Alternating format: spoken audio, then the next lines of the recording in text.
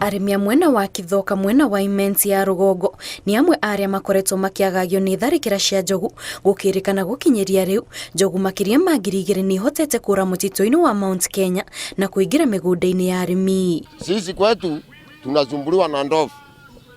Inakata hata igwaya, inatokea inakula mashamba yetu, inaharibu mimea yetu.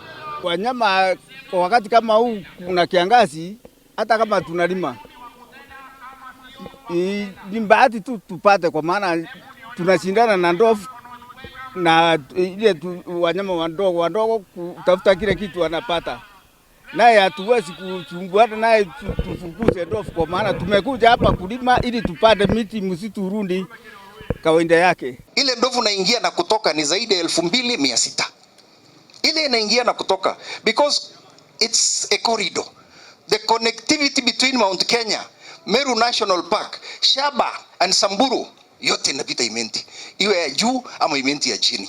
Hathara ya iguru iria arĩmi makoretwo magĩtara nĩ ũndũ wa mĩmera yao kũrĩo na gũthũkangio nĩ njogu nĩyo icũngĩrĩirie moke hamwe na gũthugunda njĩra cia kũhĩtana na kũingata njogu ici kũrĩa matuĩte itua rĩa kũgũranĩra mĩatũ na kũhĩmbĩria ũrĩmi wa njũkĩ tondũ njogu irerĩkana cionaga njũkĩ ikora. Seeing as the elephants really do not like the bees, we will set up the beehives along the fence of the forest so that they can, when they see the hives, they'll already identify and they know that this is where the bees are, so they will automatically keep off.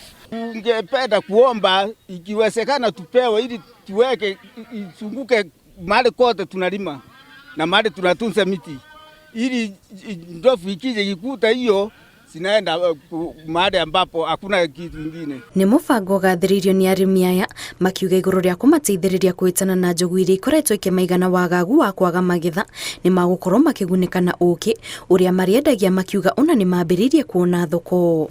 Hii project nimeona ni mzuri sana. Juu vile nimeona siku hizi watu wanatumia asali sana.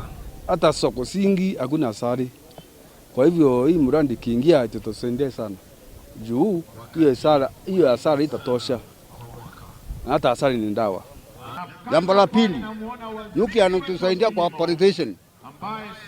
Kwa mimea ile tunapanda kama maharagwe, kwa sababu tunapanda maharagwe, hatupandi mahindi huko.